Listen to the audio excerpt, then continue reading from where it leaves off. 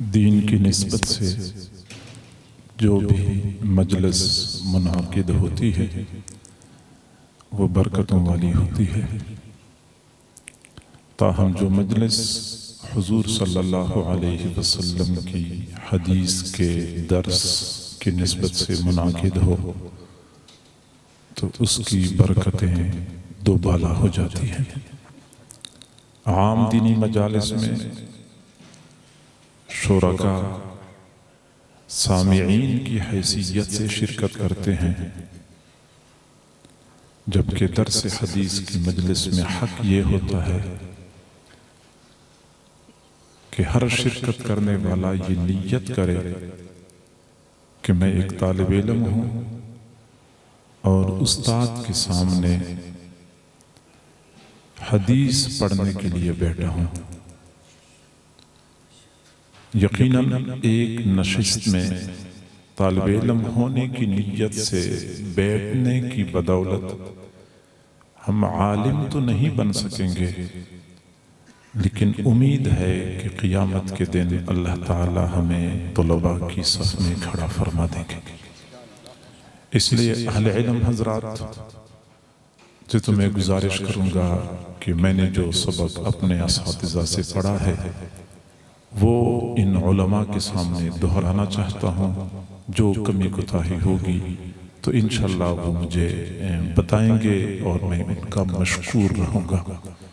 علماء کے علاوہ باقی حضرات خواہ وہ طلباء ہیں یا علماء طلباء سے محبت کرنے والے حضرات ہیں یا پردے کے پیچھے بیٹھی ہوئی ہماری مائیں بہنیں بیٹیاں خواتین ہیں یا پھر وہ بخاری شریف کی طالبات ہیں، ان سب سے میری یہی گزارش ہے کہ وہ یہی نیت کریں کہ ہم طالب علم ہیں اور حدیث پڑھنے کے لیے استاد کے سامنے بیٹھے ہیں۔ اور ظاہری بات ہے کہ جب ہم یہ نیت کریں گے تو پھر طالب علم کے اوپر کچھ آداب کی رعایت بھی لازم ہوتی ہے، تو ان آداب کی رعایت بھی ہم انشاءاللہ کریں گے۔ ایسا نہ ہو کہ حدیث کی مجلس کی ناقدری کریں اور ہم برکات سے محروم ہو جائیں۔ صحیح بخاری شریف کے آخری باب کی عبارت پڑھی جائے گی اور پھر اس کے بعد مختصر اور عام فہم انداز میں اس کی تشریح اور توضیح کی جائے گی۔ الحمد للہ وکفا وسلام علی عباده الذین اصطفى، اما بعد فإن اصدق الحدیث کتاب اللہ وخیر الہدی ہدی محمد صلی اللہ علیہ وسلم وشر الامور محدثاتها وكل محدثة بدعة وكل بدعة ضلالة وكل ضلالة في النار۔ وبالسند المتصل منا إلى شيخ الإسلام والمسلمين أمير المؤمنين في الحديث أبي عبد الله محمد بن إسماعيل بن إبراهيم بن المغيرة بن البردزبة البخاري الجعفي اليماني رحمه الله تعالى ونفعنا بعلومه وفيوضه آمين۔ قال باب قول الله تعالى ونضع الموازين القسط ليوم القيامة وأن أعمال بني آدم وقولهم يوزن۔ وقال مجاهد القسطاس العدل بالرومية، ويقال القسط مصدر المقسط وهو العادل، وأما القاسط فهو الجائر۔ وبه قال حدثنا أحمد بن أشكاب قال حدثنا محمد بن فضيل عن عمارة بن القعقاع عن أبي زرعة عن أبي هريرة رضي الله تعالى عنه وعنهم قال قال النبي صلى الله عليه وسلم كلمتان حبيبتان إلى الرحمن خفيفتان على اللسان ثقيلتان في الميزان سبحان الله وبحمده سبحان الله العظيم۔ درود شریف پڑھ لیں۔ اللہم صل علی سیدنا محمد وعلی آل سیدنا محمد وبارک وسلم۔ صحیح بخاری شریف کے آخری باب اور آخری حدیث کی عبارت آپ لوگوں نے سماعت فرمائی ہے۔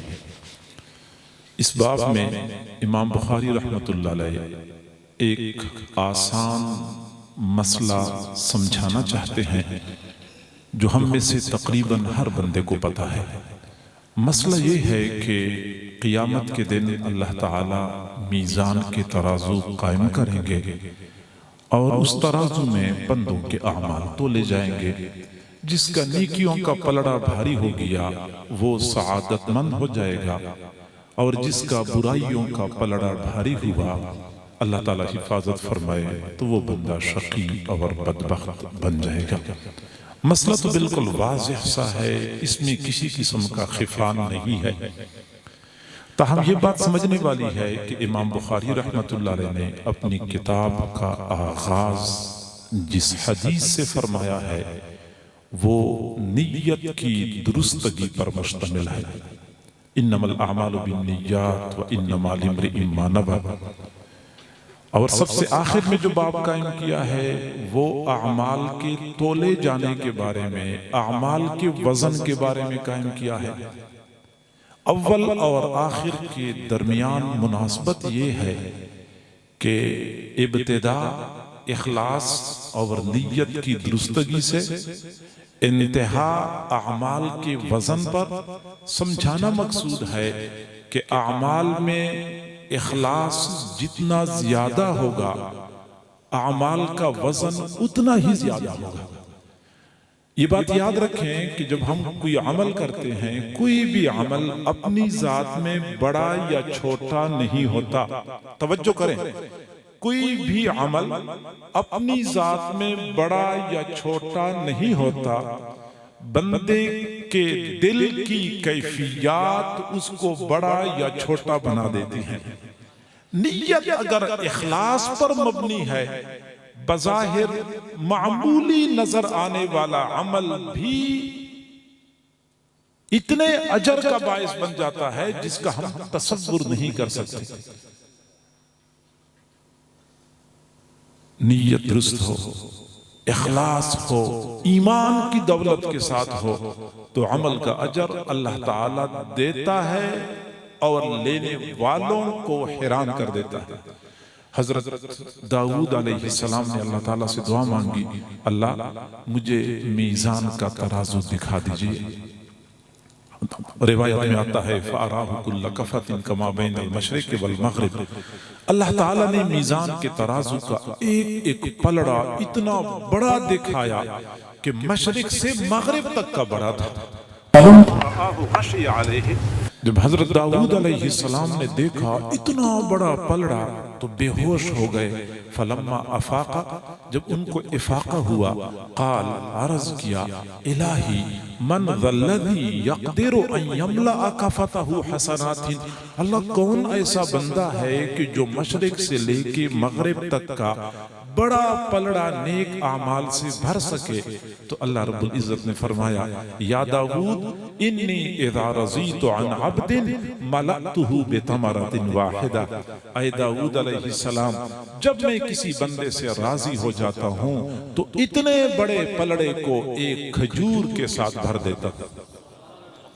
مشرق سے لے کے مغرب تک کا بڑا پلڑا اللہ ایک کھجور کے ساتھ بھر دیتا ہے۔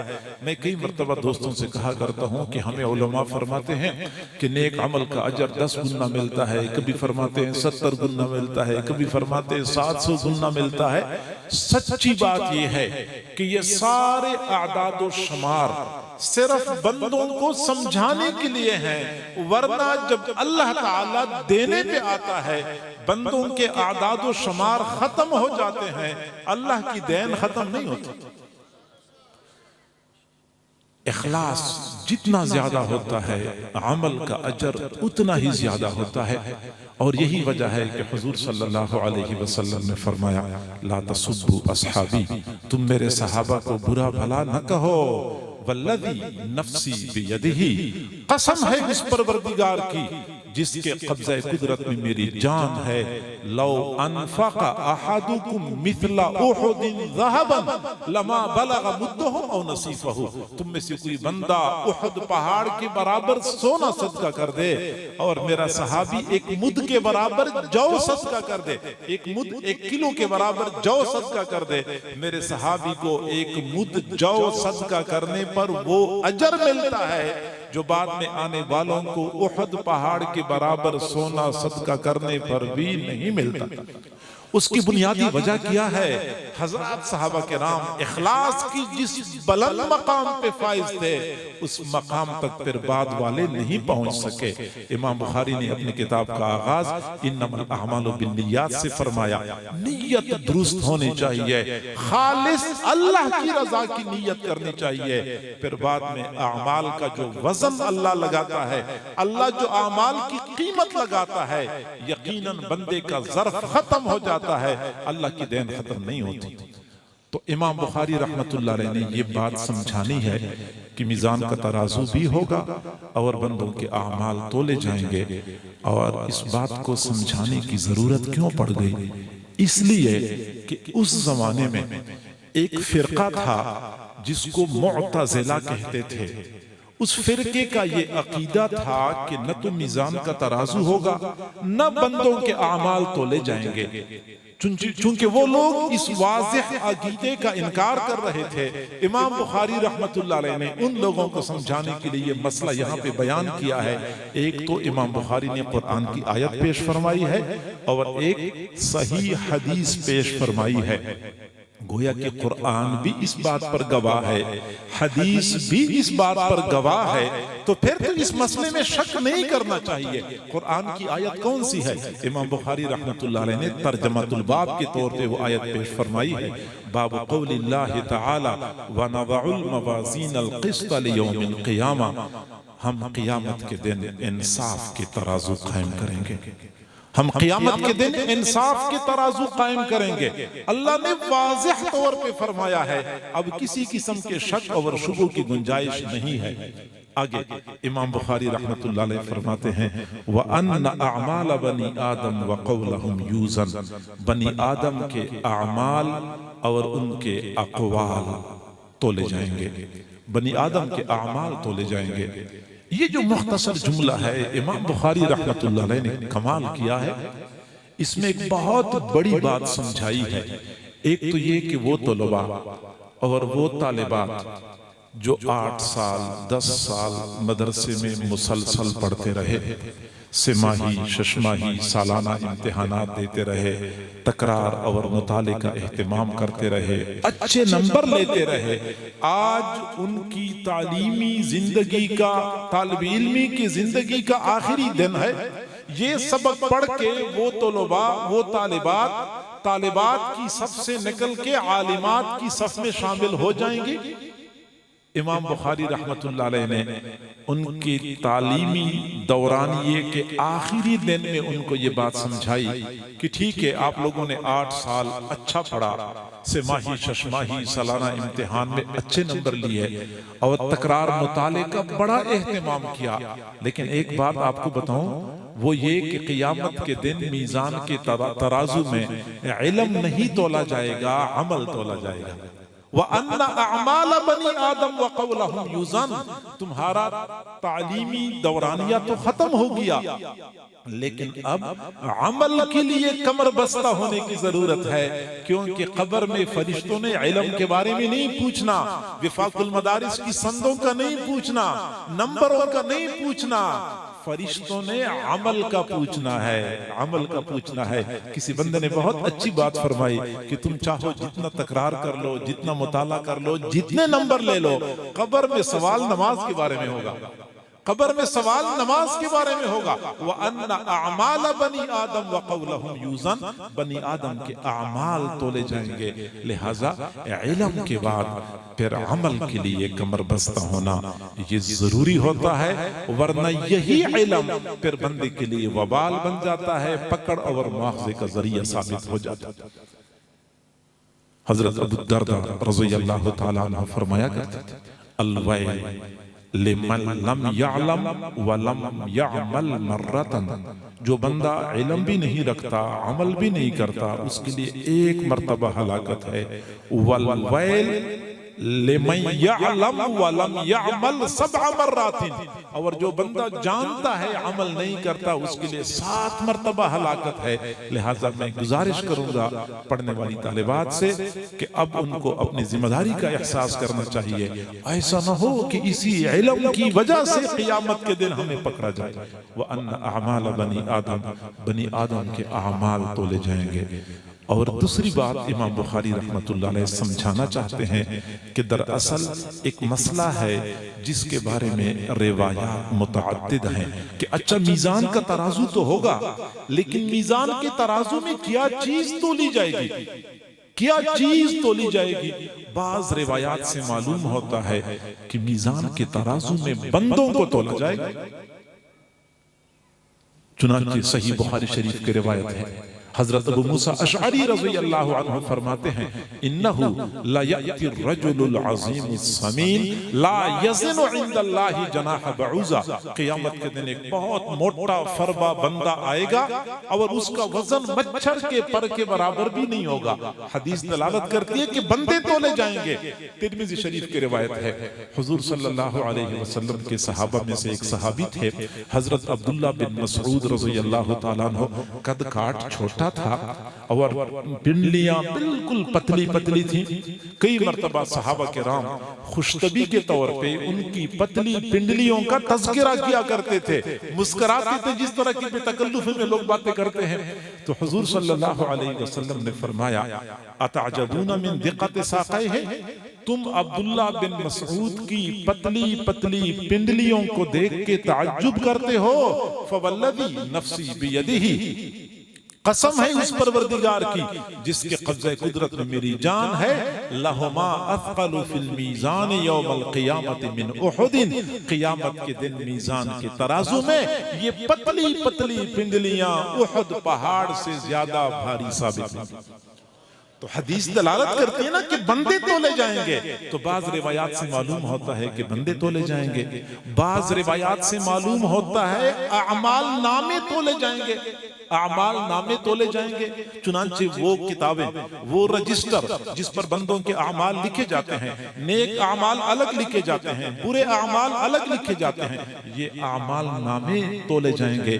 ترمذی شریف کی روایت ہے، حدیث البطاقہ، اہل علم حضرات کو معلوم ہے کہ قیامت کے دن ایک بندے کو لایا جائے گا اور اس کے برے اعمال پر مشتمل 100 بڑے بڑے دفتر پیش کیے جائیں گے، اتنے بڑے بڑے جہاں تک بندی کی نگاہ پہنچتی ہے، اور دوسری جانب نیک عمل پر مشتمل چھوٹا سا کاغذ کا ایک ٹکڑا پیش کیا جائے گا۔ اللہ تعالیٰ فرشتوں کو فرمائیں گے کہ تولو، وہ بندہ خود کہے گا اللہ تولنے کی ضرورت ہی نہیں ہے۔ 100 بڑے بڑے رجسٹر، دوسری طرف کاغذ کا چھوٹا سا ٹکڑا، کوئی جوڑ ہی نہیں ہے، تولنے کی ضرورت ہی نہیں ہے، لیکن اللہ تعالیٰ فرمائیں گے نہیں، یہ عدل اور انصاف کا میدان ہے، میں نے دنیا والوں کو بتانا ہے کہ عدل کیسے قائم کیا جاتا ہے، لہٰذا تولنا ضروری ہے۔ فرشتے میزان کے ترازو کے ایک پلڑے میں وہ بڑے بڑے رجسٹر ڈال دیں گے، دوسرے پلڑے میں کاغذ کا ایک چھوٹا سا ٹکڑا ڈال دیں گے، تو وہ ایک چھوٹا سا ٹکڑا یہ سارے رجسٹروں پر بھاری ہو جائے گا، کیونکہ اس ٹکڑے میں لا الہ الا اللہ لکھا ہوا ہوگا۔ یہ لا الہ الا اللہ، بندہ توحید کی گواہی دیتا ہے، یہ اللہ کو بہت پسند ہے، بہت پسند ہے۔ اللہ تعالیٰ کو توحید سے ذاتی طور پہ محبت ہے اور شرک سے ذاتی طور پہ نفرت ہے۔ حضرت یوسف علیہ السلام جب مصر کے گورنر تھے تو قحط پڑا، حضرت یوسف علیہ السلام نے غلہ سٹاک کیا ہوا تھا، لوگ غلہ لینے کے لیے آتے تھے، ہر بندے کو ایک خاص پیمانے کے مطابق غلہ دیا جاتا تھا، لوگ آتے تھے غلہ لے جاتے تھے۔ ایک نوجوان آیا، جب اسی پیمانے کے مطابق اس کو غلہ دیا گیا تو اس نے کہا کہ مجھے تھوڑا غلہ نہیں چاہیے، مجھے زیادہ چاہیے۔ وہ کام کرنے والے حضرات نے کہا کہ بھائی ہمیں تو اتنا غلہ دینے کی اجازت ہے اور یہی اصول ہے، آپ کو زیادہ نہیں دیا جا سکتا۔ اس نے کہا میں نے تھوڑا لینا ہی نہیں ہے، مجھے زیادہ چاہیے، اگر تم لوگ نہیں دیتے تو مجھے عزیز مصر کے پاس لے جاؤ، میں خود اس سے بات کرتا ہوں۔ چنانچہ کارکنوں نے ان کو اس بندے کو ساتھ لیا اور حضرت یوسف علیہ السلام کی خدمت میں پیش کیا۔ حضرت یوسف علیہ السلام نے فرمایا کہ میرے بھائی ہر بندے کو اسی پیمانے کے مطابق ملتا ہے، گزارا کرو اور آپ بھی اسی پر راضی ہو جاؤ۔ اس نے کہا مجھے زیادہ چاہیے، اگر آپ نے نہیں دینا تو ذرا میری بات سنو۔ وہ نوجوان قریب آیا، حضرت یوسف علیہ السلام کے کان میں ایک بات کہی، وہ اتنے خوش ہوئے، فرمایا یہ نوجوان جتنا غلہ اٹھا سکتا ہے یہ لے جائے، اس کو اجازت ہے۔ نوجوان تو چلا گیا۔ اللہ رب العزت نے بعد میں پوچھا میرے محبوب یوسف علیہ السلام، اس نوجوان نے آپ کے کان میں کون سی ایسی بات کہی جس پہ آپ اتنا خوش ہوئے، آپ نے اتنا دیا جتنا آپ کی بس میں تھا؟ اللہ وہ نوجوان میرے کان میں کہہ رہا تھا عزیز مصر، اس وقت تو آپ مصر کے تخت پہ بیٹھے ہیں، ایک وقت تھا کہ آپ زلیخا کے گھر میں غلامی کی زندگی گزار رہے تھے، زلیخا کے گھر میں آپ پر تہمت لگی تھی، ایک چھوٹے بچے نے آپ کی پاک دامنی کی گواہی دی تھی، وہ بچہ اس وقت چھوٹا تھا، پھر بڑا ہو گیا، پھر جوان ہو گیا، اب آپ کے سامنے غلہ لینے کے لیے کھڑا ہے، اس نوجوان پہ ترس کھا لو، اس کی ضرورت کے مطابق غلہ دے دو۔ اللہ یہ وہ نوجوان تھا جس نے اپنے بچپن میں میری پاک دامنی کی گواہی دی تھی، اس لیے میں نے اتنا دیا جتنا میرے بس میں تھا۔ اللہ رب العزت نے فرمایا میرے محبوب یوسف علیہ السلام تو میری بات بھی سنو، جس نے آپ کی پاک دامنی کی گواہی دی، آپ نے اتنا دیا جتنا آپ کے بس میں تھا۔ جو بندہ میری توحید کی گواہی دے گا میں اتنا دوں گا جتنا میرے بس میں ہوگا۔ میرے بندے تجھے توحید کا بدلہ چاہیے، اس دنیا میں اتنی وسعت ہی نہیں ہے کہ توحید کا بدلہ بن سکے، آپ کو میرے پاس آنا پڑے گا، میں آپ کو اس توحید کے بدلے اس دنیا سے 10 گنا بڑی جنت عطا کر دوں گا۔ ادنا سے ادنا جنتی کو دنیا سے 10 گنا بڑی جنت ملے گی، یہ فقط توحید کا بدلہ ہوگا۔ توحید سے اللہ تعالیٰ کو ذاتی طور پہ محبت ہے، تو لہٰذا وہ توحید پر مشتمل چھوٹا سا ٹکڑا کاغذ کا 100 بڑے بڑے رجسٹروں پر بھاری ہو جائے گا۔ معلوم ہوتا ہے کہ اعمال نامے تولے جائیں گے، جبکہ بعض روایات سے معلوم ہوتا ہے کہ نیک اعمال کے لیے ہم جو اسباب اختیار کرتے ہیں وہ اسباب تولے جائیں گے۔ جیسے بندہ قربانی کرتا ہے، جو جانور ذبح کرتا ہے جانور تولا جائے گا، جہاد کرتا ہے جہاد کے لیے جو گھوڑا پالتا ہے گھوڑے کا چارہ، لید، پیشاب، پانی سب کچھ میزان کے ترازو میں تولا جائے گا۔ علماء جو قلم کاغذ استعمال کرتے ہیں یہ قلم کاغذ تولے جائیں گے۔ کیمیاء سعادت میں امام غزالی رحمت اللہ علیہ نے ایک حدیث نقل فرمائی ہے کہ یوزن مداد العلماء یوم القیامت بدماء الشہداء فیزن دماء العلماء فَيَزِنُ مِدَادُ الْعُلَمَاءِ عَلَى دِمَاءِ الشُّهَدَاء، قیامت کے دن میزان کے ترازو میں علماء کے قلم کی سیاہی شہداء کی خون کے مقابلے میں تولی جائے گی، تو علماء کے قلم کی سیاہی شہداء کے خون سے زیادہ بھاری ثابت ہوگی۔ تو جو اسباب اختیار کیے جاتے ہیں وہی اسباب تولے جائیں گے، جبکہ بعض روایات سے معلوم ہوتا ہے کہ نہیں، بعینی ہی اعمال تولے جائیں گے۔ امام بخاری رحمت اللہ علیہ نے فیصلہ کن انداز میں فرمایا کہ جی ہاں بعینی ہی اعمال تولے جائیں گے، وَأَنَّ أَعْمَالَ بَنِي آدم وَقَوْلَهُمْ يُوزَنْ، بنی آدم کے اعمال تولے جائیں گے اور بنی آدم کے اقوال تولے جائیں گے۔ لہٰذا ہمیں چاہیے کہ ہم جو بھی عمل کریں اس سے پہلے سوچیں، تھوڑی دیر کے لیے غور کریں کہ میرا یہ عمل میزان کے ترازو میں نیکیوں کے پلڑے میں جائے گا یا برائیوں کے پلڑے میں جائے گا۔ زبان سے جب بھی ہم کوئی کلمہ ادا کریں، کوئی بات کریں، اس سے پہلے سوچا کریں کہ میری یہ بات میزان کے ترازو میں نیکیوں کے پلڑے میں جائے گی یا برائیوں کے پلڑے میں جائے گی، کیونکہ یہ زبان یہ بندے کے لیے زبردست مہلک ثابت ہوتی ہے اگر بندے نے اس کے استعمال میں احتیاط نہیں کی۔ حضرت عمر رضی اللہ تعالیٰ عنہ نے حضرت ابو ہریرہ رضی اللہ تعالیٰ عنہ کو دیکھا، جنہوں نے اپنی زبان کو پکڑا ہوا تھا، کھینچ رہے تھے، مروڑ رہے تھے۔ حضرت عمر نے فرمایا کہ ابو بکر کیا کر رہے ہو؟ اپنی زبان کو تکلیف پہنچا رہے ہو، اپنے آپ کو ایذا پہنچا رہے ہو۔ حضرت ابو بکر صدیق رضی اللہ عنہ نے فرمایا کہ عمر، میری اس زبان نے مجھے بہت نقصان پہنچایا ہے، میری اس زبان نے مجھے بہت نقصان پہنچایا ہے۔ حضرت ابو بکر صدیق رضی اللہ تعالیٰ عنہ اپنی زبان کے بارے میں اتنے بدگمان تھے۔ ہمارا تو حال یہ ہے، صبح سے لے کے شام تک زبانیں درانتی کی طرح چل رہی ہوتی ہیں، رطب و یابس کا فرق کیے بغیر ہر کسی کو کاٹ رہی ہوتی ہیں، ہر کسی کو کاٹ رہی ہوتی ہیں۔ کوئی بندہ آیا، اس کو بددعا دی دی، اگلا بندہ آیا اس کے اوپر لعن طعن کر لیا، اگلا بندہ آیا اس کو گالی دی دی۔ گویا کہ ہر آنے والا بندہ ہماری زبان کے فیض میں سے اپنا حصہ پا لیتا ہے۔ بعض لوگوں کی عادت یہ ایسی ہوتی ہے، زبان ہر کسی کو ڈستے رہتی ہے، ان کو چین نہیں آتا، جبکہ زبان کے غلط استعمال کا نقصان کیا ہے۔ حضور صلی اللہ علیہ وسلم سے کسی نے عرض کیا، اللہ کے نبی، یہاں ایک خاتون ہے، پوری رات نماز پڑھتی ہے اور ہر دن روزہ رکھتی ہے، بات صرف اتنی ہے کہ زبان کے استعمال میں بے احتیاطی کرتی ہے، لوگوں کو ایذا پہنچاتی ہے۔ آپ صلی اللہ علیہ وسلم نے فرمایا، لا خیر فیہا، لا خیر فیہا، لا خیر فیہا، ہی فی النار۔ اس عورت میں کوئی خیر بھلائی نہیں ہے، کوئی خیر بھلائی نہیں ہے، کوئی خیر بھلائی نہیں ہے، جہنم میں جائے گی، جہنم میں جائے گی۔ پوری رات نماز پڑھنے والی، ہر دن روزہ رکھنے والی، لیکن زبان کے استعمال میں بے احتیاطی ہے، فرمایا جہنم میں جائے گی۔ ہم اندازہ لگائیں کہ ہم زبان کے استعمال میں کس قدر بے احتیاطی کرتے ہیں۔ حضرت معاذ بن جبل رضی اللہ تعالیٰ عنہ نے عرض کیا، اللہ کے نبی، ہم جو زبان سے الفاظ بولتے ہیں، کیا ان پر ہماری پکڑ ہوگی، ہمارا مواخذہ ہوگا؟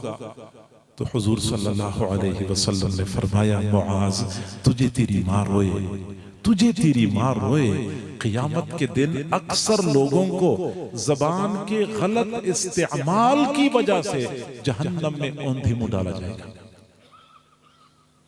تو زبان کے استعمال میں احتیاط کرنی چاہیے۔ حضرت عقبۃ بن عامر رضی اللہ تعالیٰ عنہ نے حضور صلی اللہ علیہ وسلم سے عرض کیا، اللہ کے نبی، من نجات، نجات کس چیز میں ہے؟ فتنوں سے نجات کس چیز میں ہے؟ اللہ کے قہر اور غضب سے بچاؤ کس چیز میں ہے؟ جہنم سے نجات کس چیز میں ہے؟ کیا کرے تاکہ ہم بچ جائیں؟ حضور صلی اللہ علیہ وسلم نے نجات کا 3 نکاتی فارمولہ بتا دیا۔ املک علیک لسانا، زبان کو قابو کر لو۔ نجات کس چیز میں ہے؟ زبان کو قابو کر لو۔ ہمارے گھروں کے اندر اکثر پریشانیاں، لڑائی جھگڑے، فتنے زبان کے برپا کردہ ہیں۔ یہ مار پٹائی کی نوبت تو کبھی کبھار پیش آتی ہے، اکثر تو میاں بیوی کا جھگڑا ہوتا ہے، وہ بھی زبان کی حد تک ہوتا ہے۔ ساس اور بہو کے جھگڑے تو ہوتے ہی زبان کے ہوتے ہیں، دیورانی اور جٹھانی اور نند اور بھابھی، یہ ساری مصیبتیں زبان کی پیدا کردہ ہیں۔ آپ کبھی جائیں کچہریوں میں، کچہری میں جتنے لڑائی جھگڑے ہوتے ہیں وہ سارے بولنے والوں کے ہوتے ہیں۔ آپ کو کچہری میں کوئی گنگا نظر نہیں آئے گا، کیونکہ گنگوں کا کوئی مسئلہ ہی نہیں ہوتا۔ اکثر زبان والے جو ہوتے ہیں یہ فتنے اور فساد برپا کرتے رہتے ہیں۔ فرمایا، املک علیک لسانا، زبان کو قابو کر لے، بچ جاؤ گے۔ وَلْيَسَعْكَ بَيْتُكَ، گھر میں سنبھل کے رہو، بچ جاؤ گے۔ مرد حضرات کو حکم ہے، گھر میں سنبھل کے رہو، بلا وجہ گھر سے باہر نہ جاؤ، کیونکہ گھر کی 4 دیواری تمام تر فتنوں سے محفوظ حفاظتی حصار ہے، محفوظ حفاظتی حصار ہے گھر کی 4 دیواری۔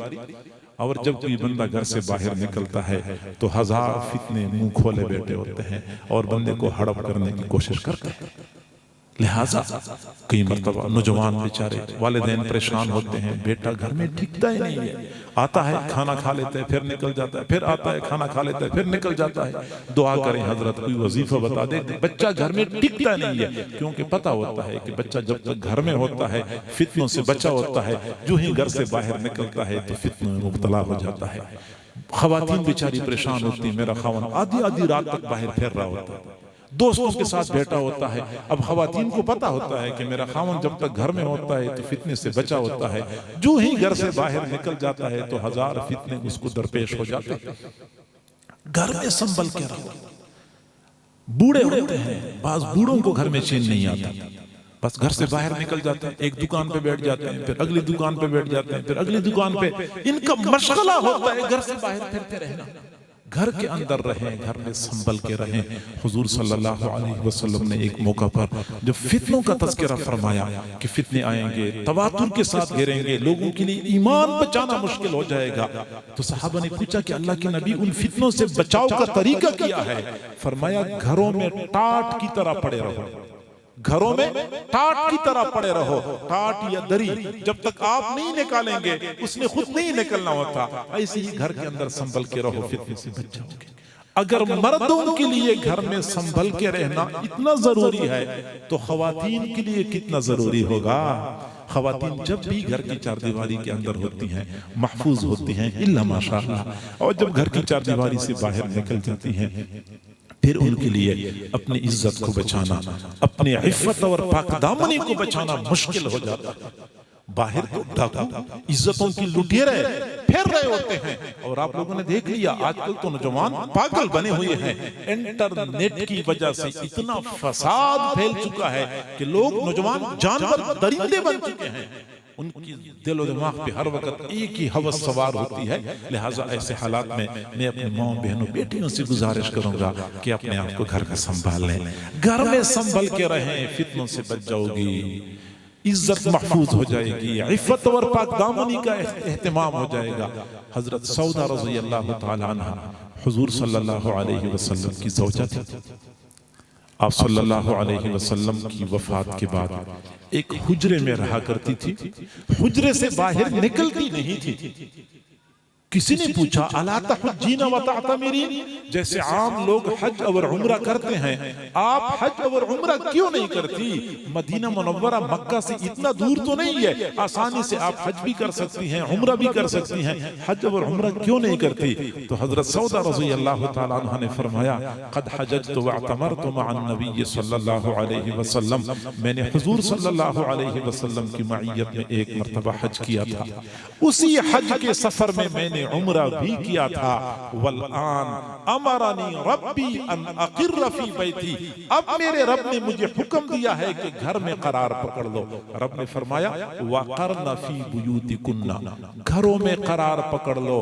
حضرت سودا فرماتی ہیں کہ رب نے مجھے حکم دیا ہے کہ گھر میں قرار پکڑ لو، لہذا میں نہیں جاؤں گی.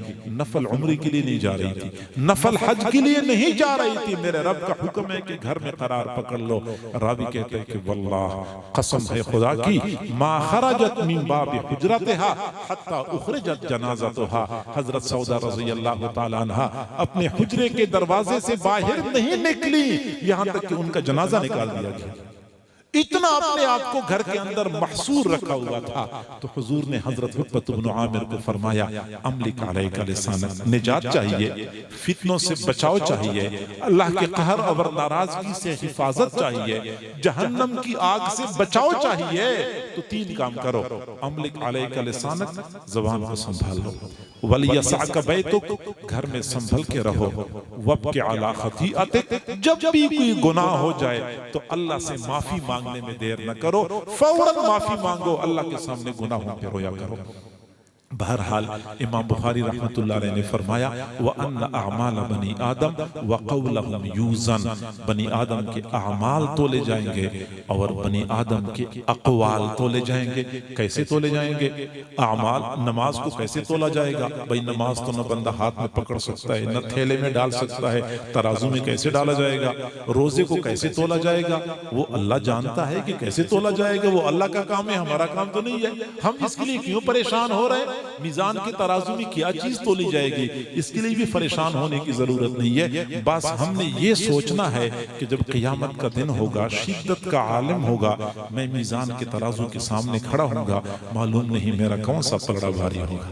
اس وقت میرے بارے میں کیا فیصلہ ہوگا؟ سعادت کا فیصلہ ہوگا یا شقاوت کا فیصلہ ہوگا؟ صحیح بخاری شریف میں ایک محدث کا تذکرہ کثرت سے ملتا ہے، حضرت ربیع بن حراش رحمہ اللہ تعالی. علامہ ذہبی رحمت اللہ علیہ علیہ کے بارے میں فرماتے ہیں کہ ان کو پوری زندگی کسی نے مسکراتے ہوئے نہیں دیکھا تھا. فکر مند ہوتے تھے ہر وقت فکر مند ہوتے تھے. کسی نے پوچھا آپ ہر وقت فکر مند ہوتے ہیں, کبھی مسکراتے ہی نہیں ہیں. فرمایا میں کیسے مسکرا سکتا ہوں کہ مجھے نہیں معلوم کہ میں اپنا ایمان بچا سکوں گا یا نہیں بچا سکوں گا, آخرت کے دن میری نجات ہو جائے گی یا نہیں ہو جائے گی. تو جس کو اس چیز کا پتہ نہ ہو وہ کیسے مسکرا سکتا ہے؟ ہاں, جس دن مجھے یقین ہو جائے کہ میری نجات یقینی ہے, اس دن دنیا والے مجھے مسکراتا دیکھیں گے. علامہ ذہبی رحمت اللہ علیہ فرماتے ہیں کہ پوری زندگی ان کو کسی نے مسکراتے ہوئے نہیں دیکھا, لیکن وفات کے بعد جب غسل دینے والے ان کو غسل دے رہے تھے, وہ غسل کے تختے پہ مسلسل مسکرا رہے تھے, دنیا والوں کو پیغام دے رہے تھے کہ میں اپنی نجات کا یقین کر چکا ہوں, میری نجات یقینی ہو چکی ہے. لہٰذا ہمیں اس کے لیے فکر مند ہونے کی ضرورت ہے. فقط بخاری شریف کا سبق پڑھنا اور سننا یہ مقصود نہیں ہوتا, عمل کی طرف متوجہ ہو جایا کریں. آگے امام بخاری رحمت اللہ علیہ نے کچھ علمی مباحث چھیڑی ہوئی ہیں کہ وقال مجاہد القسطاس العدل بالرومیہ ویقال القسط مصدر المقسط وهو العادل واما القاسط فهو الجائر. وبه قال حدثنا احمد بن اشکاب قال حدثنا محمد بن فضيل عن عمارة بن القعقاع عن أبي زرعة عن أبي هريرة رضي الله تعالى عنه. حضرت ابو ہریرہ رضی اللہ تعالیٰ عنہ کے مایا ناز شاگرد امام ابو زرعہ رحمت اللہ علیہ. امام ابو زرعہ رحمت اللہ علیہ کی ایک خصوصیت ایسی تھی جس میں وہ بے مثل اور بے مثال تھے, وہ یہ کہ آپ انتہائی زیادہ مضبوط حافظے کے مالک تھے. اتنا مضبوط حافظہ تھا کہ ان کے درس میں ایک شاگرد پڑھنے کے لیے آتے تھے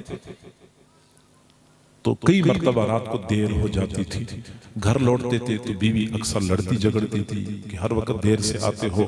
وہ جواب دیتے تھے کہ میں کیا کروں, میں نے استاد کے پاس پڑھنا ہوتا ہے تو دیر ہو جاتی ہے, سبق میں دیر ہوتی ہے. بیوی چپ کر جاتی تھی, اگلے دن پھر دیر ہو جاتی تھی, بیوی پھر غصے ہو جاتی تھی. یوں یہ سلسلہ چلتا رہا. ایک دن بیوی کچھ زیادہ ہی غصے کی حالت میں تھی. جب خاوند دیر سے گھر پہنچا تو بیوی نے کہا پھر دیر سے آئے ہو. خاوند نے کہا کہ میں اپنے استاد کے پاس پڑھتا ہوں اس لیے مجھے دیر ہو جاتی ہے. تو بیوی نے کہا ہاں تم کیا پڑھتے ہو, مجھے پتا ہے کہ تم کیا پڑھتے ہو, تیری استاد کو تو کچھ آتا نہیں ہے, تجھے کیا آئے گا. تو طالب علم پہلے تو برداشت کرتا تھا, لیکن جب استاد پر بات آ گئی تو برداشت نہ کر سکا. میرے بھائیو, سکول, کالج اور مدرسوں کا جو بنیادی فرق ہے بہت ساری چیزوں میں ہے. ان میں سے ایک بہت بڑی بات یہ بھی ہے کہ مدرسوں کے طلباء اپنے استادوں سے جو والہانہ محبت کرتے ہیں, اپنی جانیں قربان کرتے ہیں استادوں کی عزت کی خاطر, سکول اور کالج میں اتنا ہی زیادہ ناگفتہ بے حال ہے استادوں کے ساتھ جو سلوک کیا جاتا ہے. بہرحال جب استاد کے اوپر بات آ گئی تو شاگرد وہ خاوند جو تو برداشت نہ کر سکا تو غصے میں آ کے کہنے لگا کہ تو کہتی ہے کہ میری استاد کو کچھ آتا نہیں ہے, اگر میری استاد کو 1,00,000 حدیثیں یاد نہ ہوں تو تجھے 3 طلاق. کہہ دیا 3 طلاق اگر میری استاد کو 1,00,000 حدیثیں یاد نہ ہوں. یہ بخاری شریف ہے, یہ ایک جلد ہے, یہ صرف 4,000 حدیثوں پر مشتمل ہے. گویا کہ اس طرح 25 کتابیں ہو جائیں, اس طرح 25 کتابیں پھر 1,00,000 حدیثیں بن جاتی ہیں. اب جب خاوند نے بات کر لی, بعد میں خاوند کو احساس ہو گیا میں نے بہت بڑی بات کی ہے, بیوی کو بھی احساس ہو گیا کہ مجھے کم از کم استاد کے بارے میں تو کچھ نہیں کہنا چاہیے تھا. پریشان ہو گئے کہ شاید ہمارا گھر اجڑ گیا. رات تو جیسے کیسے تھی, پریشانی میں غم کی حالت میں گزر گئی. صبح کے وقت بیوی نے کہا کہ آپ جا کے پتہ کرنے, شاید آپ کی استاد کو 1,00,000 حدیثیں یاد ہوں اور ہمارا گھر ٹوٹنے سے بچ جائے. وہ خاوند چلا گیا استاد کی خدمت میں. استاد نے شاگرد کو دیکھا, دیکھتے ہی فرمایا پتہ نہیں کیا مسئلہ ہے, آج بڑا افسردہ ہے, بڑا غمگین ہے بیٹا, کیا مسئلہ ہے. تو شاگرد نے وہی بات بتا دی کہ رات کے وقت میری بیوی نے مجھے یوں کہا تو میں نے یہ کہہ دیا. اب میں یہ پوچھنا چاہتا ہوں کہ میری بیوی کو طلاق ہوئی ہے یا نہیں ہوئی. تو استاد مسکرایا, فرمایا بیٹا جاؤ اپنی بیوی کے ساتھ میاں بیوی والی زندگی گزارا کرو. آپ کی بیوی کو طلاق نہیں ہوئی کیونکہ مجھے 1,00,000 حدیثیں یوں یاد ہیں جیسے لوگوں کو سورۃ فاتحہ یاد ہوتی ہے، سورۃ فاتحہ یاد ہوتی ہے۔ یہ حضرات علماء کرام، یہ حضرات محدثین تھے۔ یہ حضرت ابو زرعہ رحمہ اللہ روایت کرتے ہیں عن ابی ہریرہ رضی اللہ تعالیٰ عنہ، حضور صلی اللہ علیہ وسلم، حضرت ابو ہریرہ روایت کرتے ہیں حضور صلی اللہ علیہ وسلم سے کلمتان، دو کلمے ہیں، حبیبتان الی الرحمن، جو رحمان کو بہت پسند ہیں، اللہ کو بہت پسند ہیں، خفیفتان علی اللسان، زبان پر بہت ہلکے ہیں، انہیں پڑھنا آسان ہے، کوئی مشکل نہیں ہے، ثقیلتان فی المیزان، اور میزان کے ترازو میں بہت بھاری ہوں گے۔ ایک تو اللہ کو پسند بہت ہے، ان کو ادا کرنا اور پڑھنا آسان بہت ہے، اور تیسری بات یہ کہ میزان کے ترازو میں بہت بھاری ہوں گے۔ تو دیکھیں ثقیلتان فی المیزان کا لفظ بولا نا حضور نے کہ میزان کا ترازو بھی ہوگا، اس میں بندوں کے اقوال و افعال تولے جائیں گے۔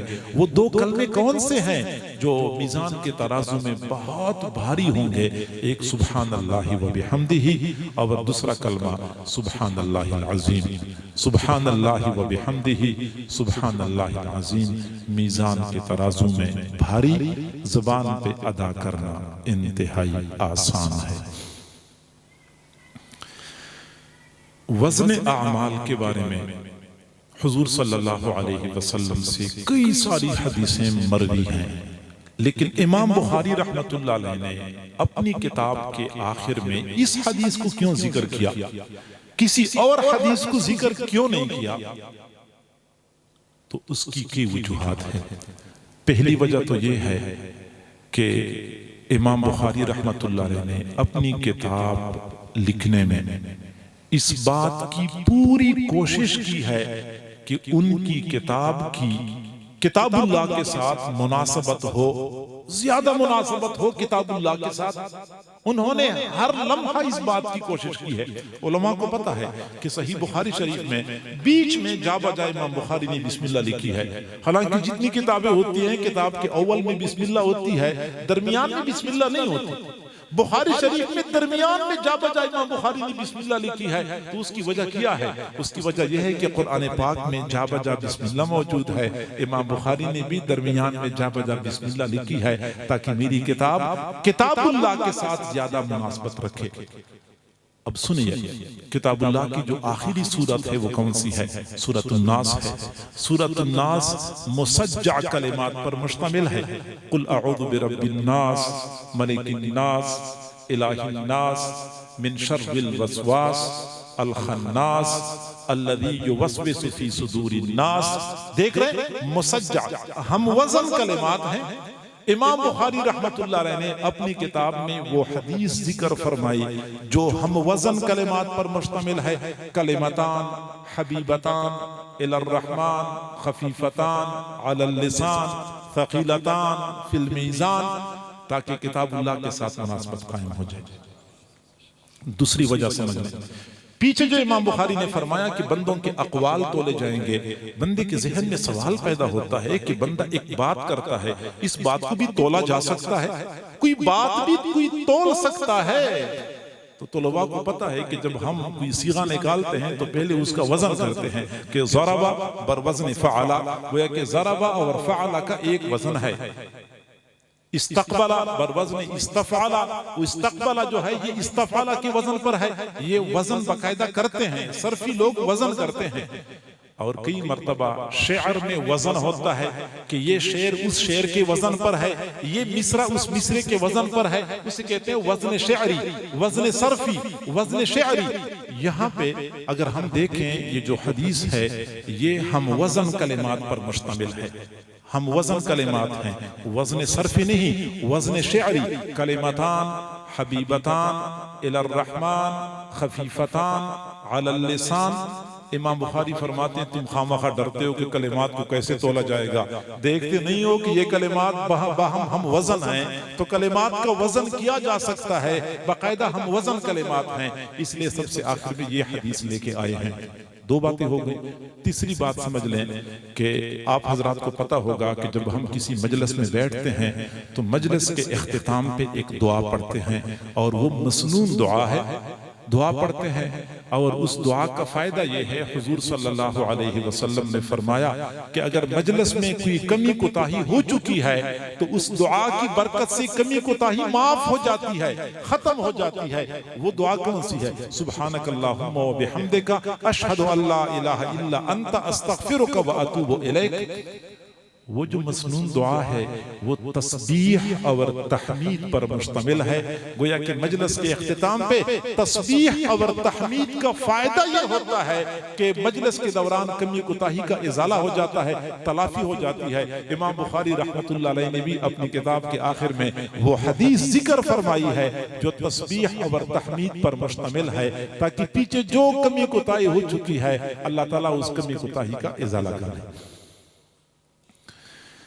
کتاب تو ختم ہو گئی، اور حدیث کی تشریح اور ترجمۃ الباب کی تشریح میں نے عمومی مجمع کی مناسبت سے آپ حضرات کے سامنے پیش کر لی۔ میرا مقصد یہ تھا کہ خشک قسم کا درس دے دیا جائے۔ پہلے میرے سے پہلے وہ جو تھے ظفر شہزاد صاحب، اس نے مجمع کو اتنا گرمایا ہوا تھا، پھر اگر میں خشک درس شروع کر دیتا تو شاید یہاں اکثر لوگ باہر پھر رہے ہوتے، اس لیے میں نے کوشش کر لی کہ عمومی مجمع کے فہم کے مطابق میں کوئی گفتگو کر لوں۔ آخری بات میں نے عرض کرنی ہے ان بچیوں سے جو بچیاں اس وقت طالبات کی صف سے نکل کے عالمات کی صف میں شامل ہو چکی ہیں، میں ان سے یہی گزارش کروں گا کہ جب کوئی بندہ طالب علم ہوتا ہے تو طالب علم کی ذمہ داریاں کچھ اور ہوتی ہیں، لیکن جب وہ علماء کی صف میں شامل ہو جاتا ہے تو اس کے کندھوں پہ بڑا بوجھ آ جاتا ہے، بڑا بوجھ آتا ہے۔ یہ جو ہم حدیث پڑھتے ہیں نا متصل سند کے ساتھ، کہ میں کہتا ہوں کہ مجھے اپنے استاد نے حدیث بیان کی، ان کو اپنے استاد نے حدیث بیان کی، ان کو اپنے استاد نے، اور یہ سلسلہ متصل سند کے ساتھ حضور صلی اللہ علیہ وسلم تک جا پہنچتا ہے۔ گویا کہ میں دوسرے لفظوں میں یہ کہوں کہ یہ ایک زنجیر بن جاتی ہے جس کے مختلف کڑیاں ہوتی ہیں، تو مجھ سے لے کے حضور صلی اللہ علیہ وسلم تک 21-22 کڑیوں کے ذریعے یہ علم یا یہ سند پہنچتی ہے۔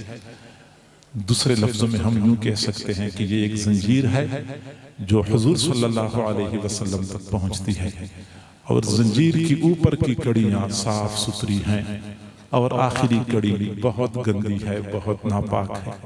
لیکن کبھی آپ نے دیکھا ہے کہ جانور کے گلے میں جو زنجیر ہوتی ہے اوپر کی کڑیاں تو صاف ہوتی ہیں، نچلی کڑی گوبر میں اور گندگی میں گھسٹ گھسٹ کے گندی ہو چکی ہوتی ہے، لیکن جانور جب گھر پہنچتا ہے تو پاک صاف کڑیاں پہنچتی ہیں تو گندی کڑی بھی زمین پہ گھسٹ گھسٹ کے ساتھ پہنچ جاتی ہے۔ یہ وہ نسبت ہے، اگر اس نسبت کی حفاظت کر لی ہم نے، اس نسبت کو ہم نے پامال نہیں کیا، اس نسبت کے تقاضوں کو ہم نے پورا کیا، تو میں امید کرتا ہوں ہماری نجات کے لیے یہی نسبت کافی ہے۔ ہم نے دنیا میں جن استادوں کا دامن تھاما تھا، ہم نے دنیا میں جن مشائخ کا دامن تھاما ہوا ہے، قیامت کے دن اللہ نے یہی دامن ہمیں تھما دیا، بس پھر ہمارا بیڑا پار ہے۔ اب اس کے لیے اس نسبت کی حفاظت کی ضرورت ہے۔ کوئی ایسا کام نہیں کرنا چاہیے جس کی وجہ سے یہ نسبت ہی داغدار ہو جائے، اس نسبت پہ ہم داغ بن جائیں، علماء کے لیے بدنامی کا ذریعہ بن جائیں، دین کے دامن پہ دھبا بن جائیں۔ اس سے اجتناب کرنا چاہیے، ایسا کوئی کام نہیں کرنا چاہیے، کیونکہ یہ نسبت بڑی بلند و بالا ہے، اس کے تقاضے بڑے بلند ہوتے ہیں۔ اورنگزیب عالمگیر ایک نیک بادشاہ گزرا ہے، اس کے دربار میں ایک مرتبہ ایک بہروپیہ آیا۔ بہروپیہ نے کہا کہ بادشاہ سلامت مجھے انعام دے دو۔ پوچھا انعام کس چیز کا؟ اس نے کہا بادشاہ سلامت میں بہروپ بدلتا ہوں، بازار میں مسخرہ بن جاتا ہوں، لوگوں کو ہنساتا ہوں، خوش کرتا ہوں، آپ کی رعایا میری وجہ سے خوش ہوتی ہے، تو انعام میرا حق بنتا ہے، بہروپ بدل کے لوگوں کو دھوکہ دیتا ہوں۔ تو اورنگزیب عالمگیر نے کہا کہ انعام میں آپ کو دوں گا، لیکن کبھی مجھے بھی دھوکہ دے دو پھر انعام مل جائے گا، کبھی مجھے بھی دھوکہ دے دو انعام مل جائے گا۔ اس نے کہا کوئی مشکل نہیں ہے۔ وہ تھا بڑا تیز، وہ اورنگزیب عالمگیر کی نفسیات کو جانتا تھا۔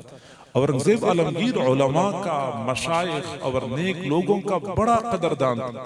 وہ سیدھا چلا گیا اور شہر سے باہر ایک جگہ پہ جھوپڑی بنائی، نیک لوگوں کی طرح لباس پہنا، ان کی طرح وضاقتہ اختیار کر لی، مصلی بچھایا، تسبیح ہاتھ میں لے کے اللہ اللہ کرنا شروع کر دیا۔ اور چند دنوں میں شہر تک خبر پہنچ گئی کہ یہاں قریب ایک اللہ والا آیا ہوا ہے، جھونپڑی میں بیٹھا ہوا ہے، ہر وقت عبادت کرتا ہے۔ لوگ جوک در جوک آنا شروع ہو گئے، دعا کرواتے تھے، نصیحت دیا کرتے تھے۔ اورنگزیب عالمگیر کو کسی نے بتایا، اس نے فوراً وزیروں سے کہا کہ جلدی کریں، ہمیں بھی جانا چاہیے، ہم بھی دعا کروا لیتے، چونکہ وہ تو پہلے سے علماء کا، صلحاء کا قدردان تھا۔ چنانچہ وزیروں کی جماعت کو ساتھ لے کر اورنگزیب عالمگیر اس اللہ والے کی جھونپڑی میں پہنچ گیا، سلام کیا۔ اللہ والے نے جواب تو دے دیا زیر لب، لیکن نہ اورنگزیب عالمگیر کے لیے کھڑا ہوا، نہ کوئی اور بات کی، بس اپنا ذکر میں لگا ہوا تھا۔ اورنگزیب عالمگیر کو یقین ہو گیا کہ واقعی اللہ والا ہے، میں بادشاہ ہو کہ اس کے پاس آیا ہوں، یہ میری پرواہ نہیں کرتا، اپنی عبادت میں لگا ہوا ہے۔ کچھ دیر کے بعد اورنگزیب عالمگیر نے کہا کہ میرے لیے دعا کریں۔ اس نے اس کی طرف دیکھ کے بغیر ویسے کہہ دیا میں دعا کروں گا آپ کے لیے، باقی پرواہ نہیں کی۔ اورنگزیب عالمگیر اپنے ساتھ پیسوں کا ایک تھیلا لے کے گیا تھا کہ میں ہدیہ کے طور پہ پیش کروں گا۔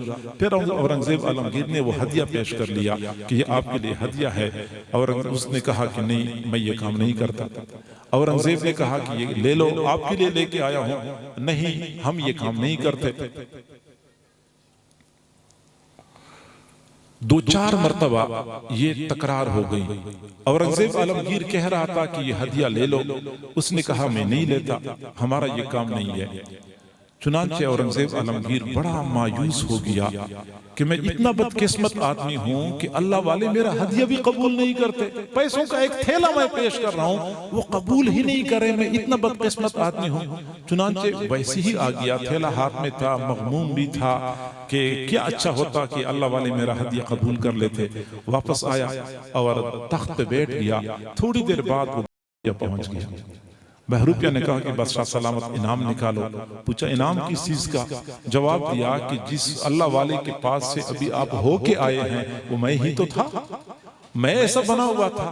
بادشاہ نے کہا واقعی آپ کا حق بنتا ہے کہ آپ کو انعام دے دیا جائے، لیکن آپ مجھے ایک بات بتائیں جو مجھے سمجھ نہیں آئی کہ اس وقت تو آپ کو تھوڑا انعام ملے گا، اور وہاں تو میں آپ کو پیسوں کا پورا تھیلا پیش کر رہا تھا، آپ نے وہ تھیلا قبول کیوں نہیں کیا؟ بہروپیہ نے کمال کا جواب دیا۔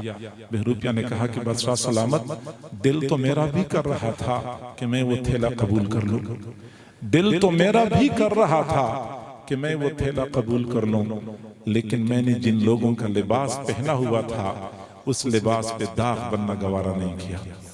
میں نے نیک لوگوں کا لباس پہنا ہوا تھا، تو میں یہی بات کروں گا کہ حدیث کی وجہ سے یہ ایک زبردست نسبت قائم ہو جاتی ہے۔ اگر اس نسبت کی ہم نے حفاظت کر لی تو بس پھر اسی نسبت کی وجہ سے ہی ہمارا بیڑا پار ہو جائے گا۔ عمل کے اپنے اساس کیا ہے، عمل کے اپنے اساس کیا ہے، بجز ندامت کے پاس کیا ہے، رہے سلامت تمہاری نسبت، میرا تو بس آسرا یہی ہے۔ سچی بات یہ ہے کہ نہ اپنے اعمال پر کوئی اعتماد کیا جا سکتا ہے، نہ اپنی دینی خدمات پر کوئی بھروسہ کیا جا سکتا ہے۔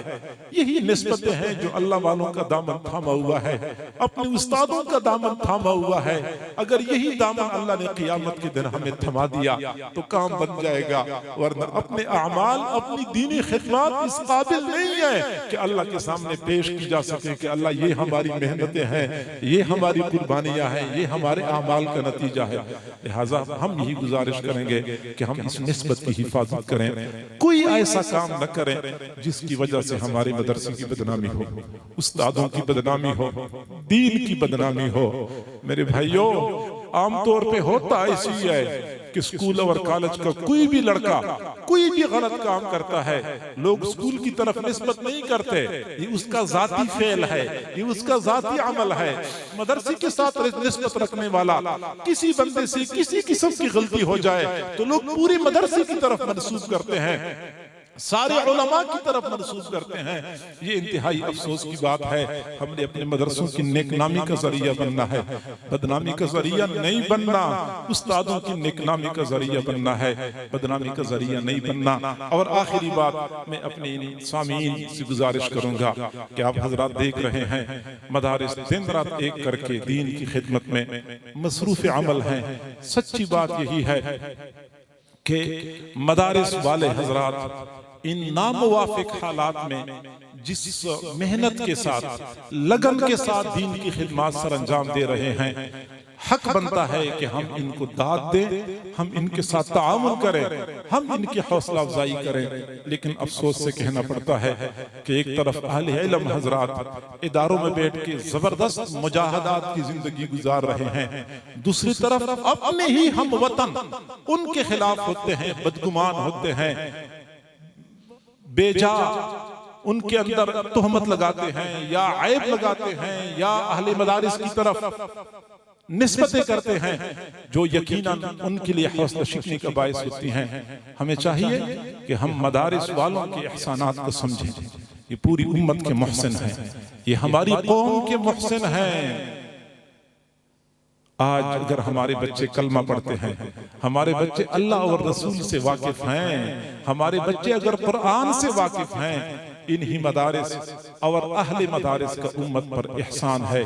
میں بھی تھوڑی دیر پہلے لوگوں سے یہ بات کر رہا تھا کہ عام طور پہ لوگوں کے دل و دماغ میں یہ بات پائی جاتی ہے کہ مدرسے کو ہم چلا رہے ہیں اور ہمارے تعاون کی وجہ سے مدرسہ چل رہا ہے, جبکہ حقیقت یہ ہے کہ مدرسے کی وجہ سے ہم چل رہے ہیں, ہمارا یہ نظام چل رہا ہے. سچی بات یہ ہے, میں بڑی وثوق سے یہ بات کرتا ہوں کہ اگر اس وطن عزیز سے یہ مدارس کا سلسلہ ختم ہو گیا پھر اس وطن کے نظام کو کوئی بندہ نہیں بچا سکے گا.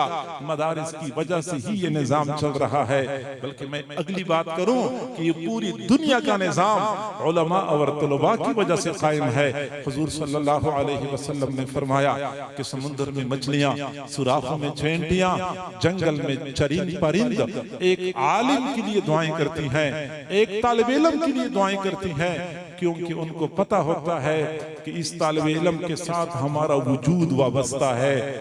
جب تک یہ طالب علم موجود رہے گا ہمارا وجود بھی باقی رہے گا. اگر طالب علم ختم ہو گیا تو ہمارا وجود بھی ختم ہو جائے گا. حضرت شاہ ولی اللہ رحمت اللہ علیہ فرمایا کرتے تھے کہ میں کشف کی نگاہ سے دیکھ رہا ہوں کہ ایک بستی والوں کے اعمال اتنے بگڑ جاتے ہیں اور شہر والوں کے اعمال اتنے خراب ہو جاتے ہیں, اللہ تعالیٰ کو عرش پہ جلال آتا ہے, فرشتوں کو بھیجتا ہے کہ جاؤ تم ان لوگوں کے نیچے سے زمین کو الٹ دو, ان سب کو تباہ و برباد کر دو. چنانچہ فرشتے زمین پہ آتے ہیں, حالات کا جائزہ لیتے ہیں, وہ مسجد میں دیکھتے ہیں چھوٹے چھوٹے بچے قرآن پڑھ رہے ہیں, وہ اللہ تعالیٰ سے عرض کرتے ہیں کہ اللہ آپ نے تو ہمیں حکم دیا کہ بستی والوں کے نیچے سے زمین کو الٹ دو, وہاں تو کچھ بچے قرآن پڑھ رہے ہیں. اللہ تعالیٰ فرماتے ہیں اچھا بچے قرآن پڑھ رہے ہیں تو بستی والوں سے 40 سال کے لیے عذاب کو مؤخر کر دو, 40 سال کے لیے عذاب کو مؤخر کر دو. جی ہاں, کبھی آپ نے غور کیا ہے کہ ہمارا یہ معاشرہ کس قدر خرابیوں کا شکار ہو چکا ہے. سابقہ امتوں میں ایک خرابی آتی تھی پوری امت کو نیست و نابود کر دیا جاتا تھا ایک خرابی کی وجہ سے, اور آج ہماری اس معاشرے میں وہ تمام خرابیاں پائی جاتی ہیں. حضرت صالح علیہ السلام کی قوم کی خرابی ہمارے اندر, حضرت نوح علیہ السلام کی قوم کی خرابی ہمارے اندر, حضرت شعیب علیہ السلام کی قوم کی خرابی ہمارے اندر, تمام خرابیاں ہمارے اندر موجود ہیں. اس کے باوجود یہ نظام کیوں چل رہا ہے؟ عشاء کے بعد کا وقت ہوتا ہے, عشاء کے بعد اس ملک ہماری اس قوم کی 70% آبادی اللہ تعالیٰ کی نافرمانی میں لگ جاتی ہے. بعض لوگ جوئے خانے کا رخ کر لیتے ہیں, بعض لوگ کلبوں کا رخ کر لیتے ہیں, دوسروں کی بیٹیاں نچانا شروع کر دیتے ہیں, بعض لوگ شراب خانوں کا رخ کرتے ہیں, شراب اور شباب اور کباب اور سب کچھ لنڈائے جاتے ہیں, اور بعض لوگ پھر بے حیائی اور فحاشی کے اڈوں کا رخ کر لیتے ہیں، دوسروں کی بیٹیوں کی عزتوں کو پامال کر رہے ہوتے ہیں، اور جو ہم جیسے شریف ہوتے ہیں وہ اپنے کمرے کے اندر کنڈی لگا کے پھر سکرین کھول کے لیپ ٹاپ یا موبائل کھول کے وہ کچھ دیکھ رہے ہوتے ہیں جس کا تصور کر کے بندے کی روح کانپ اٹھتی ہے۔ 70% لوگ اللہ کی نافرمانی میں لگ جاتے ہیں، اللہ کو جلال آتا ہے، اللہ کو نظر آتا ہے، اللہ تعالیٰ نابینا نہیں ہے، العیاذ باللہ وہ ہمارے اعمال سے بے خبر نہیں ہے، ایک لمحے میں معاملہ کہیں سے کہیں ہو سکتا ہے، لیکن پھر بھی اللہ تعالیٰ مہلت دیتا ہے۔ وجہ یہ ہے کہ جب 70% لوگ اللہ کی نافرمانی میں لگے ہوتے ہیں، اس وقت 2% طلباء بھی ہوتے ہیں، طالبات بھی ہوتی ہیں جو مدرسے میں بیٹھ کے قرآن و حدیث کا تکرار کر رہے ہوتے ہیں، چھوٹے چھوٹے بچے قرآن کھول کے اس وقت قرآن یاد کر رہے ہوتے ہیں، اللہ تعالیٰ ادھر بھی دیکھ رہا ہوتا ہے، مدرسے کو دیکھتا ہے تو غصہ ٹھنڈا ہو جاتا ہے، رحمتوں کے فیصلے اترتے ہیں، صبح کا وقت ہوتا ہے، 70% لوگ اللہ تعالیٰ کی طرف سے منادی کی آواز کو سن کے اللہ کے دربار میں حاضری نہیں دیتے، نافرمانی کرتے ہیں، بغاوت میں اتر آئے ہوتے ہیں۔ کبھی آپ نے غور کیا ہے، کبھی تھانے سے فون آ جائے کہ ایسے چونے بلایا ہے حاضری دے دو، ہم اس دن ناشتہ نہیں کرتے، ناشتے سے پہلے جا رہے ہوتے ہیں، ایسا نہ ہو دیر ہو جائے، ایسے چو ناراض ہو جائے گا، ایسے چونے بلا لیا، ہم وہاں جانے کے لیے بے قرار ہیں، جبکہ اللہ کا نمائندہ روزانہ 5 مرتبہ ہمیں بلاتا ہے کہ اللہ نے دربار میں بلایا ہے، ہم اللہ کے دربار میں حاضری نہیں دیتے، تو ہمیں یہ ماننا چاہیے کہ ہمارے دل و دماغ میں اللہ رب العزت کی وقعت ایک ایسے چو کے برابر بھی نہیں ہے، ایسے چو نے بلایا تو ہم جانے کے لیے بھاگے بھاگے، پہنچنے کے لیے بھاگے بھاگے جا رہے ہیں، لیکن اللہ بلاتا ہے ہمیں احساس نہیں ہوتا۔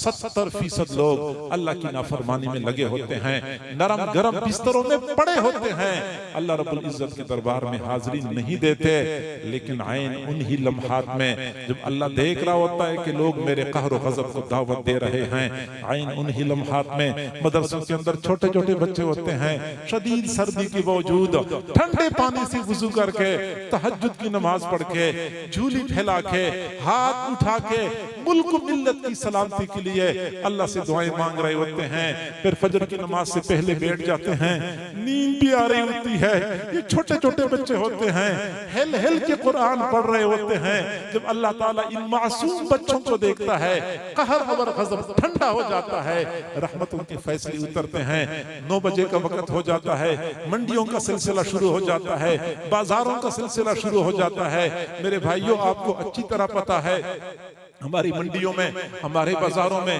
جھوٹ، فریب، ملاوٹ، دھوکہ، وعدے کی خلاف ورزی، تمام تر خرابیاں موجود ہیں، بازاروں میں یہ سلسلہ چل رہا ہوتا ہے، بینکوں میں سود لینے اور دینے والوں کی قطاریں لگی ہوتی ہیں۔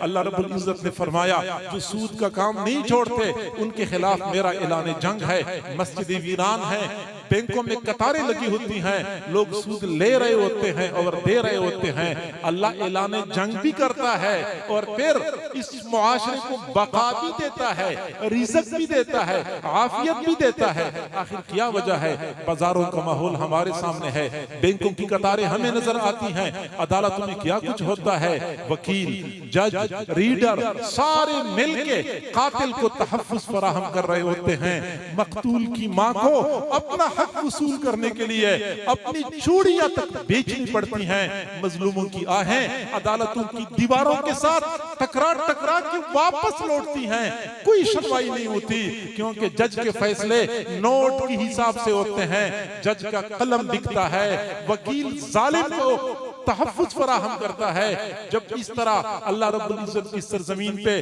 ظلم کے فیصلے ہوتے ہیں، اللہ دیکھ رہا ہوتا ہے، یہ سارا نظام تہس نہس کر سکتا ہے، بینکوں کی قطاروں کو بھی دیکھتا ہے، اللہ نے اعلان جنگ بھی کیا ہوا ہے، لیکن اس کے باوجود اس نظام کو اللہ بقا عطا کرتا ہے۔ اس کی وجہ یہ ہے کہ جس وقت یہ قوم اللہ کی نافرمانی میں لگی ہوتی ہے، عین انہی لمحات میں مدرسے میں کچھ بچے ہوتے ہیں، کچھ بچیاں ہوتی ہیں، قرآن و حدیث پڑھ رہی ہوتی ہیں، اللہ رب العزت کا غصہ ٹھنڈا ہو جاتا ہے، رحمتوں کے فیصلے اترتے ہیں۔ لہٰذا مدارس ہمارے محسن ہیں، مدارس کے ساتھ وابستگی اختیار کر لیں، جیسے آج آپ حضرات علماء طلباء کی محبت میں یہاں پہ آئے ہیں، اسی طرح اگر آپ مکمل وابستگی اختیار کر لیں، قیامت کے دن علماء کا دامن آپ کو تھما دیا جائے، یقیناً آپ کا بھی بیڑا پار ہو جائے گا۔ اللہ تعالی ہم سب کو سمجھنے اور عمل کرنے کی توفیق عطا فرمائے۔